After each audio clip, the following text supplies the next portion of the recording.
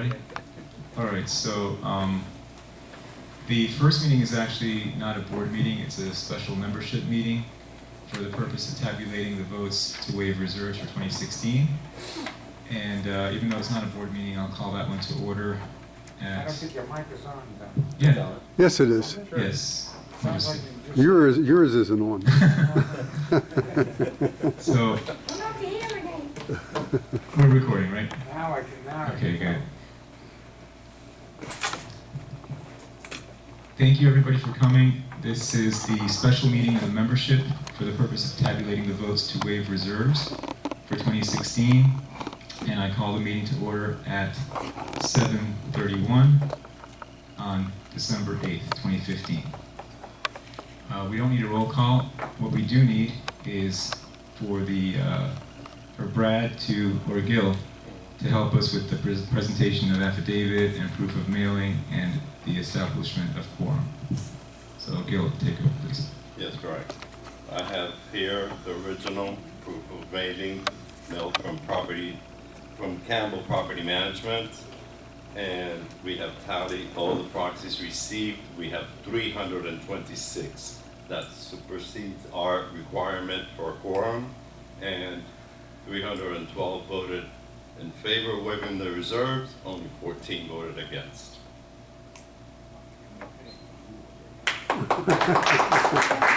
Boo.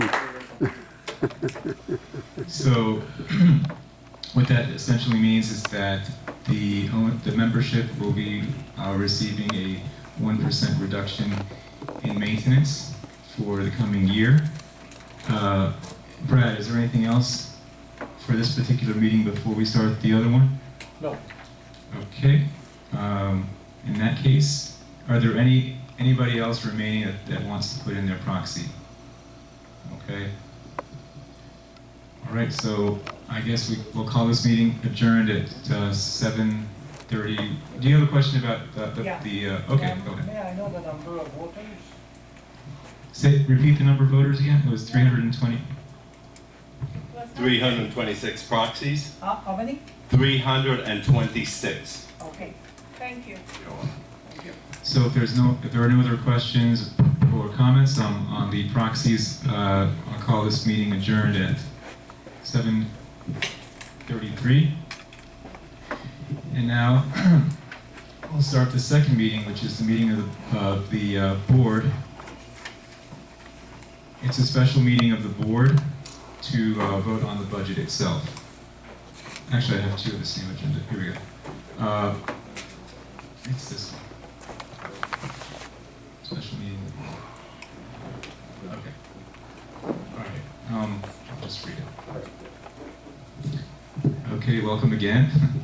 And I call to order the special meeting of the board of directors to approve the 2016 budget. It is still December the 8th. The time is now 7:33. Carl, would you please call the roll? Kalitz. I'm sorry, what was it? Lewis. Here. Dove. Yes. John. Here. Carl. Here. We have a call. John over Dove. Yeah. No, That- call me. okay. It's Murat. Moratz.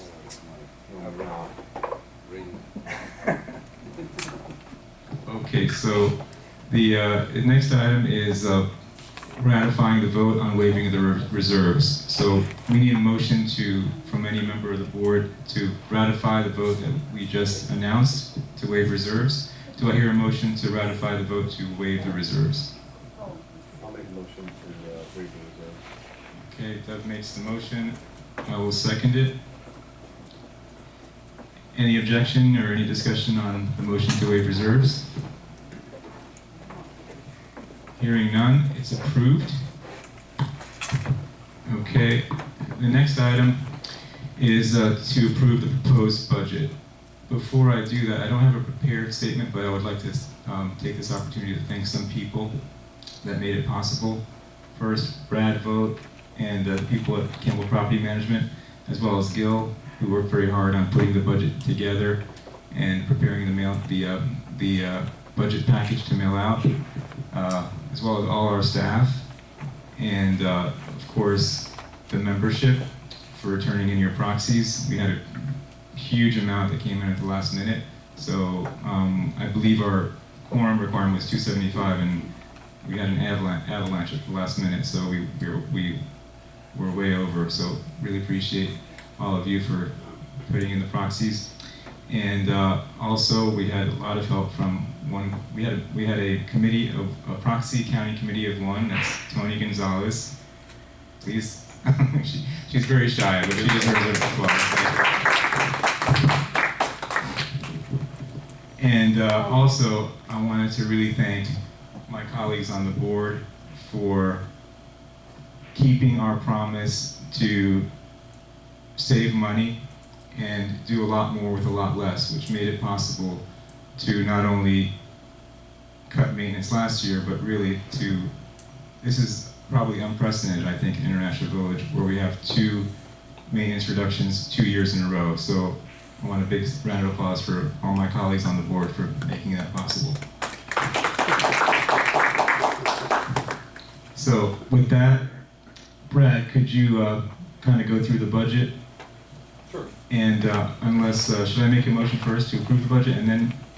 Yes, please. Okay, so I'll ask for a motion to approve the budget, and then we'll second it, and then discussion. If there are any amendments, we can do the amendment at that time. So we have a motion to approve the budget.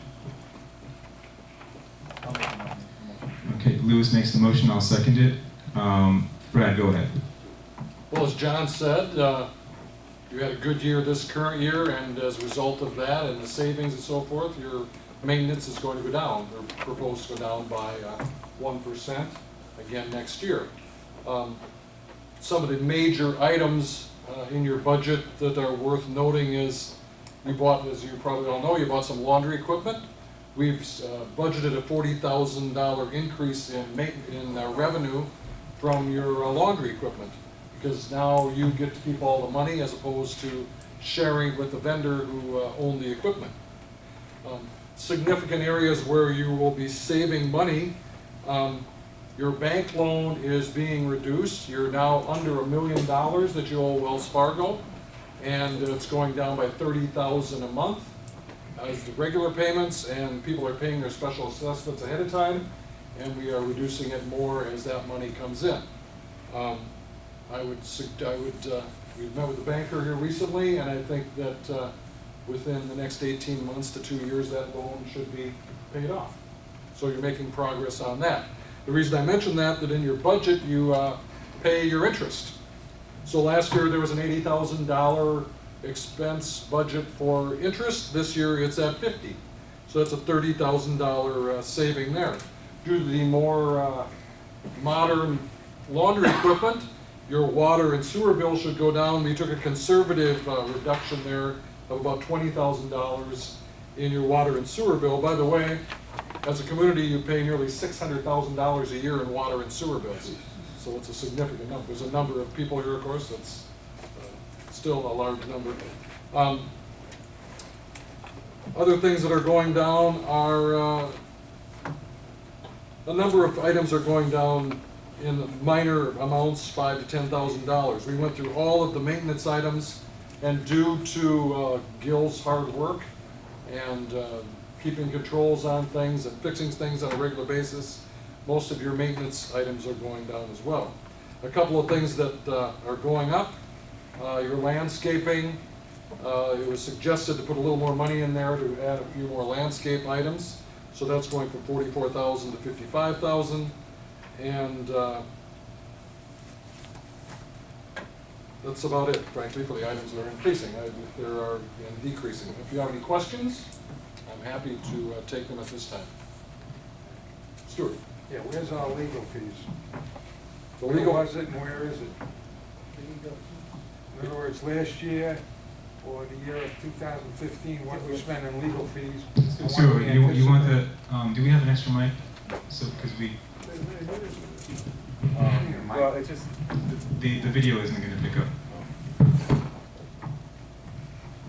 when we were to repeat the question. What were our legal fees in 2015 and what are they going to be in 2016 estimated? And why?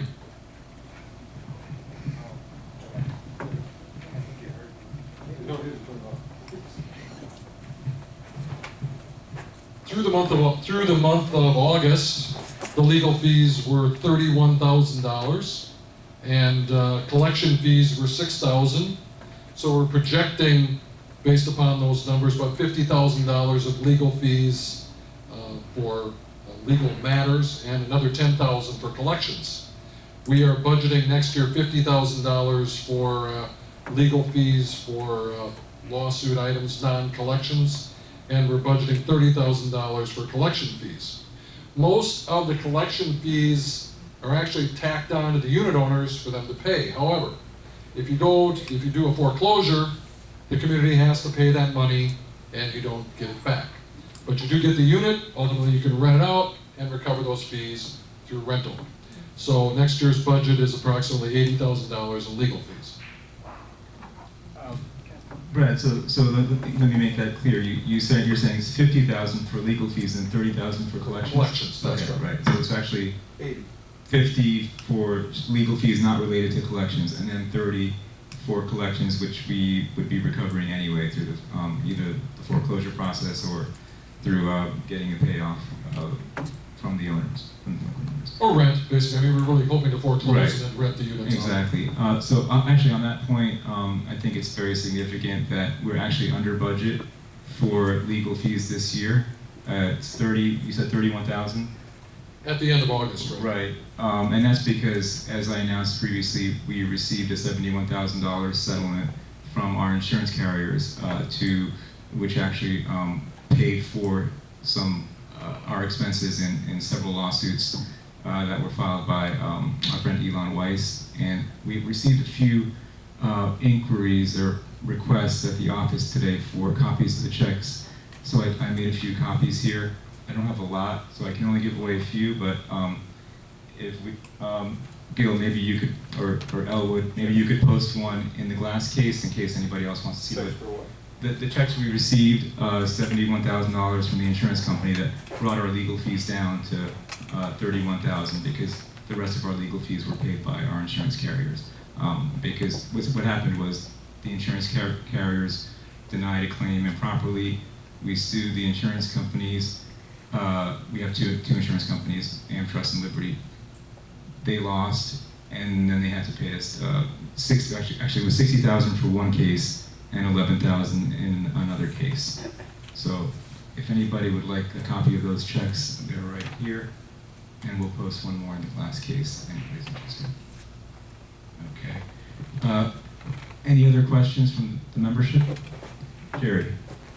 I have two questions. One has to do with income, and that's the rental income. I understand that you have 3 properties currently that you're renting, and I noticed in last year you had an $80,000 income for whatever properties that you had, and you only earned about $46,000, and now you've upped it, or not upped it, but you're expecting $75,000 this year. I don't see how you can get $75,000 with 3 properties. What's your forecast based upon? Gil, can you answer that one? Yes. Well, let me answer first, just a quick. Jerry and I had a real nice conversation today. Anyone who's talked to Jerry knows that those conversations probably last a while. And I answered this question for him at that time. And I'll just say, as of now, and the records we had as when I spoke to you, there were 3 units rented that I know of at this time. And we're expecting to foreclose on more units and get more rental. That's essential. That is the answer. We're being much more aggressive. It's one thing I wanted to address.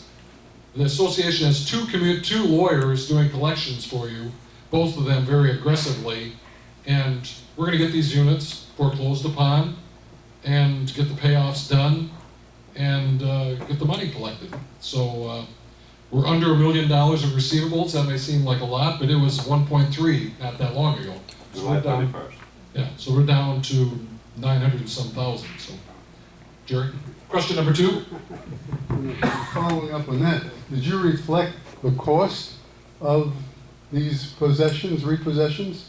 You've got $75,000 in income, but you're saying you're going after a lot of units to, I don't know how you're going after them to take over, to take title to those units before the bank sells them or closes out.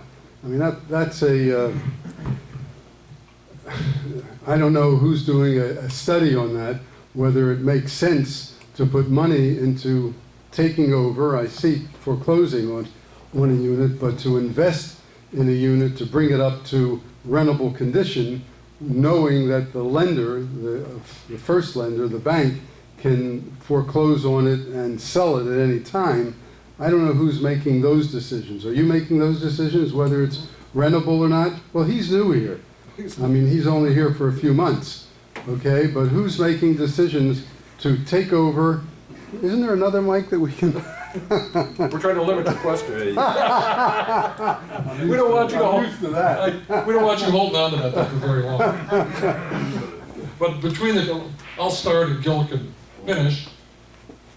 We measure the cost of the foreclosure, which is something about $2,000 to foreclose on these units, what the condition of the units are, and what the circumstances are with the bank foreclosures. Those 3 elements are looked at very closely, and based upon those, a decision is made whether or not to proceed to foreclose.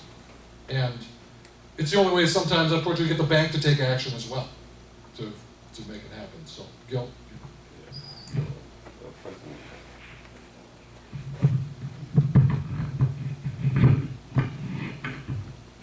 You have several different scenarios when it comes to dealing with foreclosures and acquiring property. I'll give you a perfect example, which the board approved. You weren't here at the last meeting. We went to, there was a tax sale for Y2B. They authorized our attorney to bid up to $25,000. The property was acquired at $49,000. Translation is they owed the association $22,000 in back maintenance. Well, hold on, Gil, just to be clear, it wasn't, we didn't acquire it. Somebody else made a higher bid and acquired it. Correct. It was purchased at the sale. Bottom line is the association is recuperating the full $22,000 that it back owed for that particular property by the business decision that we made. That's just one example. We have other examples where you go for foreclosure and you can flip or resell that property. As Brett just stated, currently we had 3. We have acquired 3 in the last week through the foreclosure process, dealing with the attorneys. So the income is going to be generated in a variety of forms. That was two, Jerry. Well, actually, this subject is wrapped up with my other question. He's got several units. Really? He actually counts. The problem that I see with what both of you are saying is wrapped up in the budget for restoration. Okay, this board was nice enough and smart enough to put aside $120,000 for restoring buildings that were not taken care of in the past. We had 5 at the beginning that were fully remodeled, and we had 6 that weren't touched. Subsequently, we've had another one, I understand, that was remodeled, and we're into another one, just starting on another one. But what you're doing with the remodeling and authorizing money to buy properties, you're spending money and you're not using money to do what you budgeted. Last year, you budgeted for restoration. You budgeted $120,000, which you're doing again this year, but you only spent $67,000. That doesn't make any sense to me. I mean, the only reason that I wasn't going to take any more drastic steps because of my building that I have 2 units in hasn't been upgraded, okay? But because this board was nice enough to put aside $120,000 last year, and now is putting $120,000 again, I thought maybe, okay, let's wait. We've already been 3-4 years behind the 8 ball with the other buildings who can rent better, can sell better because they've been remodeled, but you're making a good faith effort and trying not to raise the maintenance. But when you budget it and then don't use it, those items, that doesn't make any sense to me. And then use the money for buying other properties and fixing up other properties and doing things so that you can say that you didn't have the money available, that doesn't work. That doesn't work. This money that's budgeted really should have been assessed the way the other money was for restoration. But since we didn't want an assessment, we didn't want another bill, fine. I don't mind that. I can understand that. But not to use it for the intended purpose, that makes no sense, and I don't understand that. Okay, I spoke to someone on the board, and he said, well, we're busy with things that Elon Weiss caused problems, and this one caused problems, and that's where the money goes to. That's not the money you use. In the meantime, the buildings that were fully remodeled, most of those buildings have the new camera systems. I mean, that's really adding insult to injury. You're spending money on those buildings that you already spent money on, and our buildings that never got the initial dollar, they didn't have the cameras put in. I don't understand who's doing the thinking here. Jerry, can I address that, Brett? Please, let me just finish up. Okay, 1 second. In my own, I live in Zurich. I've been there since 2000. I was tired for the last 3 years of walking in the building and seeing a filthy rug on the staircase, filthy rugs in the landings. And so on my own, without asking anybody, I went and bought tile, with some approval. I took George with me and whatever. I bought tile. I had a maintenance person in his off hours install the tile. Of course, I invested $5,400, so I didn't have to look at those rugs.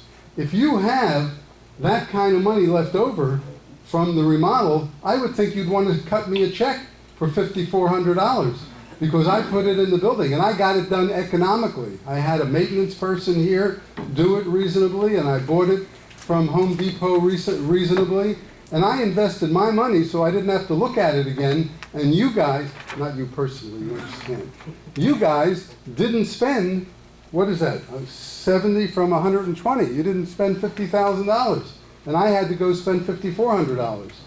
So that's really the two things. You guys are spending money on business things, buying properties or whatever, and not spending it on things that need to be spent on. So I just wanted to bring that to your attention. Thank you. Jerry, first of all, thank you for your efforts and your contribution in Zurich. We really appreciate it. The building is looking really a lot better. But just to address the point, it wasn't that the money was spent on either lawsuits or purchasing properties. It wasn't spent at all. And the reason it wasn't spent at all is because our maintenance was tied up. We had a couple of unit owners who went repeatedly to the city to make complaints and to bring the city code enforcement. I think the city code enforcement officer was out here like 5 times this year, and I won't mention the names, but there were two unit owners who repeatedly went back over and over and over again to make complaints and drag the code enforcement officer out here. And anytime a code enforcement officer comes on any property, they're going to find issues. Whether there's a shingle missing there, or this building over here has some faded paint. So all the priorities that we had for using the maintenance crew on the buildings that really needed the help were diverted to other properties because we had all these code enforcement complaints, and even the code enforcement officer himself laughed like, this is kind of ridiculous, but hey, we've got to do it, and there's a the deadline, and you got to come before the code enforcement board and all this stuff. So we ended up having to divert the staff to do those things that were not critical at that particular time. And it's not that we didn't have, again, it's not that we didn't have the money. The money was there, it wasn't used for something else. It's we didn't have the staff time to invest in it. John, I hear you, but that makes no sense to me as a businessman, at all, okay? What you do is what I did. I went out, I took a maintenance employee, had him work on his time, bought the merchandise economically, and I had the work done. You could do the same thing. If you're expecting to fix our buildings with our maintenance people on their working hours, that's unreasonable. Okay, the importance has to be to fix the buildings and to spend $120,000 to fix it. That's the effort that you have to make. And Well, that's what we plan to do, and that's why we put $120,000 in this. Yeah, but you didn't use it. And I'm asking. John, can I just Go ahead, piggyback off sure. of what you were saying?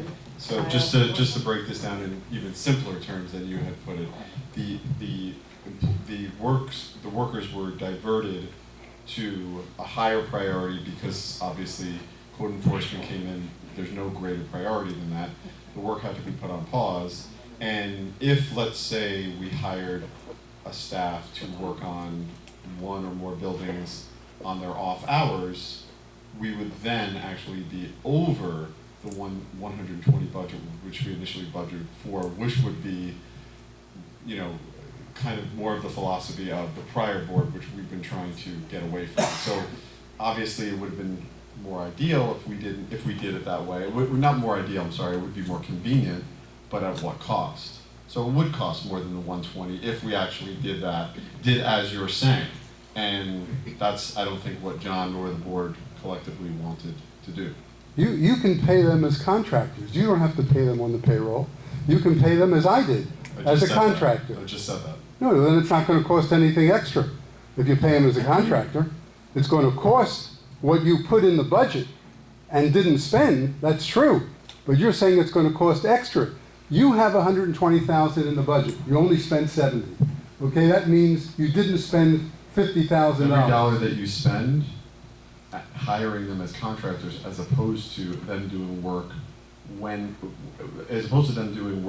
on whatever during the day, is going to be. I'm not saying opposed. They come to work. They work during the day. And When we're they- doing the day taking care of the code enforcement. You're saying. I understand that. I Right. understand that, and I think that's fine. That's what Right. you have to do. That comes first. Right. But that doesn't mean you can ignore the work that needs to be done in the building that you budgeted.